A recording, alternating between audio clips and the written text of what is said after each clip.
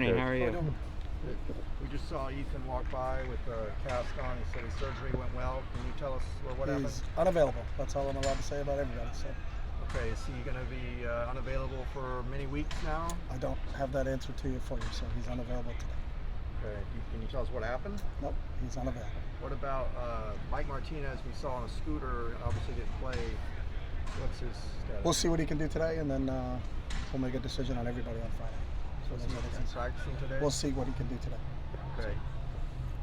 There's a big game this weekend in high school football, St. John Bosco, Mater Dei. Are you going to go to that? We've already been to those schools. So we're only allowed once to go to a school during the evaluation period. You can only go to one school one time? You can only go to a school once, so we've already been there for our evaluations. Yeah. Okay. You didn't want to pick that one strategically? We go to practice because you can see more players in practice. Okay. You made a change. I know you probably don't care about starter versus coming off the bench, but Charbonnet was the starting running back. Was there a reason for that? It may have been the play call. So okay. Those guys rotate. Sean does a great job rotating, keeping those guys fresh. So it could have been the play call to start the game if that was. We actually had two running backs in on the first play, so they were both starters. So a receiver got taken out on that play. So we actually started with two running backs on that series because that's what the play call dictated. So they were both technically starters by that rule. We've seen players in black jerseys. What do those indicate? Black jerseys. Black shirt. We saw Fernier and Marazzo on Monday. That's what those are their T-shirts that they wear under their pads. That's just a T-shirt. It's not a jersey. Okay. So all of their T-shirts are numbered. So if we ever come out in just shorts and T-shirts, that they have a number on them. So that doesn't. They didn't have any blue jerseys, so we have black for offense and white for defense. Doesn't mean just a T-shirt. Okay. Doesn't indicate long-term injury. No. Yesterday. It's like CSI Los Angeles right here. Need to know. Holy smokes. Actually, I saw a kid with one white sock and one black sock. So but I can't tell you what that formula is for. Does that mean offense, defense? No. Yeah, he plays both sides of the ball. There's a good point. Yesterday, Herm Edwards referred to your offense as eye candy, and he meant that in a complimentary way. He said defenders get caught watching all the shifts, watching all the movement, and it kind of lulls them into where they are.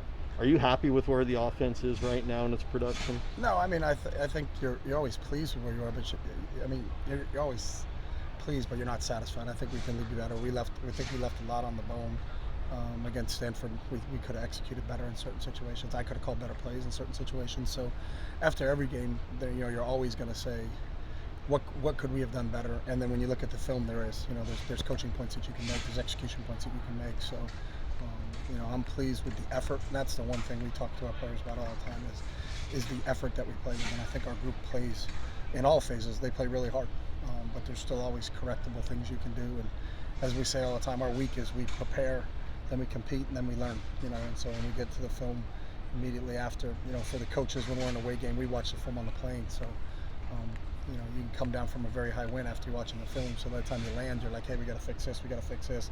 What if we tweak this? What if we did that? So that's part of the process. But I've been pleased in every game we played so far with our effort. And that's the one thing that I think our players can control. But we're always striving for improvement. We're always striving to get better. So what does it say about the ceiling and potential of your offense? And you're leaving points on the board, but you're still scoring 38 a game. Yeah, again, it's all cyclical in terms of what is each week for us. So we break down, it's about the process and it's about having a really good Wednesday. So in some games we're going to have to score a lot of points. That's just how the game kind of unfolds. In other games it's going to be a rock fight, and maybe a 17-14 final. As long as you do enough to end up on the right side of the ledger, then it's a productive day. But no matter what you do, offensively or defensively, you can always improve upon that, and that's what I think. We have a bunch of guys that are hungry like that too. I think they're lifelong learners, and they enjoy the X and O part of it, and how we can, hey, if we did this, we actually could have been a little bit better, even though we scored 38. You know what I mean? We could have scored 48. You know what I mean? That's part of the process. They're leading the Pac-12 in rushing yards per game. What makes their rushing game so effective? They got two solid running backs, and I think Herm's made a decision to run the ball. They're more multi-tight end. I think when he first got there, they were more of a spread team. They changed that when they brought in the coordinator from Boise. They're more of a multiple tight end team. They've made more of a conscious decision to run the ball. So part of their rushing numbers going up is their rushing attempts have gone up. I don't have them offhand, but if you look at what they ran when they were a spread team, rushing numbers compared to what they are now, I think there's obviously more attempts from that standpoint. But it's a conscious effort that they're going to try to run the ball, and that's going to be a real test for our front seven. Watching Jaden, watching the Arizona State games, it looks like he's at his most dangerous when the runs are impromptu. When they're not designed runs, but he's sitting back in the pocket, Yeah. and then he decides to take off. I mean, that's one of his skill sets, and a lot like some of those great quarterbacks at the next level, the Patrick Mahomes and the Russell Wilsons of the world, the Lamar Jacksons. It's the unscheduled ones that can really hurt you, because it may be a called pass play, so everybody's in coverage and matched up with whoever they're matched up with, and they may have 5 receivers out into the pattern, and then if the rushing lanes break down or the containment of the rush breaks down, then he's really dangerous, and that's a really good point, because that's where he is at his best, because he is such a quality athlete that you got to make sure you know where he is all the time. And I think part of it is our D-line being really disciplined in their rush lanes against someone like this. Are you guys still getting COVID testing? Yeah, on Mondays. On Mondays, okay. Yeah. Not everybody. I think the kids that aren't vaccinated that had the waivers they're tested twice a week, and then there is testing for kids that want it on Mondays. We had the opportunity to talk to Kenny Churchwell the other day. Was he smiling? Yeah, yes, he was. He's always smiling. I love Kenny smiling. And for him, he talked about opting out last year. How great was it for him to kind of come back and be involved in the defense the way he has? It was awesome. We were hopeful that he would come back. We respected his decision. COVID affected a lot of people in this country. It was a personal decision, but that we supported 100%. We were in constant contact with him. Coach Az talked to him a lot. Coach Norwood talked to him a lot. We kept in contact with him, and then we were so excited when that this season arrived. When Kenny said he wanted to come back, we welcomed him with open arms, and it's been really good to see. Because when you miss a year of football, there's a lot of snaps that the other guys have gotten that you haven't gotten.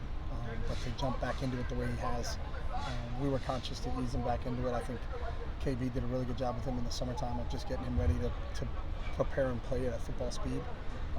But to see him make the pick in the Fresno game, and then to see the quality snaps that he got against Stanford, and he's just scratching the surface, because he is a year separated from some of those other guys from an experience standpoint, but he's a talented player. Was really pushing for playing time as a true freshman here, but then tore his ACL, so he's had some. He's faced some situations that have been difficult for him, but for him to bounce back and do what he's doing now, couldn't be more proud of him. So. Individually, what do John Gaines and Duke Clemens bring to the center position? They're both really athletic. Both are really smart. I think all 3 kids that have played center for us, Sam, Duke, and John. Our center calls our fronts. Our center calls out our blocking schemes. He's kind of the quarterback of the offensive line, and all 3 of the guys, Sam, Duke, and John, have that ability. They're students of the game. They really, are kind of an extension of Coach Fry in terms of what they're doing up front. And the other thing is Duke and John specifically are really athletic, so that you can do some different things schematically. Not many teams can pull a center. We can pull a center with those 2 guys, because they've also played a ton of football at guard for us. So we have the ability to pull both those guys, whether they're at guard or whether they're at center. But that's something that stands out with both those guys, is their athleticism. You talked about liking afternoon games. Now you've got 2 7:30 starts back to back. Do you, just not personal preference, but does that hurt recruiting, particularly on the East Coast? Yeah, all those things end up being in a fall. I got to put them in a category, so I put them in they're all TBUs, because we have no say in when we play. We can say, hey, we wish we played at this time. But when a whole factor of the country doesn't get a chance to see you play, that has to factor in. And I'm a firm believer Christian McCaffrey did not win the Heisman Trophy because they played so many night games. You look at his numbers. He had 500 more yards than Barry Sanders. He's the all-time all-purpose player in college football history, yet didn't win the Heisman Trophy. To me, it was because of lack of exposure. So, and I think everybody understands that. I don't have the solution to it, nor am I asked the solution to it. So they tell us when we play, we play. They tell us we're going to play in Lot 8 at 6 a.m. We're going to play in Lot 8. Last year they told us 43 hours before Cal, you're not playing Utah, you're going to play Cal, and it's going to be at 9 a.m. in front of no fans in the Rose Bowl. All right, we'll get our team ready and we're going to play. So.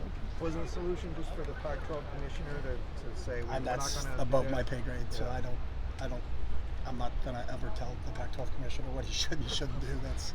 You do that, man. Okay, I will. Give him a call and you have a chat with him. That's not me. They tell us when to play, we play. That's not a big deal to me. I have a personal preference. I think college football should be played in the afternoon. The NFL is played in the afternoon. There's one night game in the National Football League on Sunday night. The rest of the games are all in the afternoon. They all play at the same time. So the whole we don't want to play certain games at certain times, that's the part I don't understand.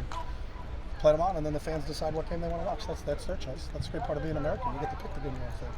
But to not have people watch a game just because they're sleeping and they're tired. I lived on the East Coast. I didn't get a chance to watch a lot of Pac-12. I had friends coaching in games.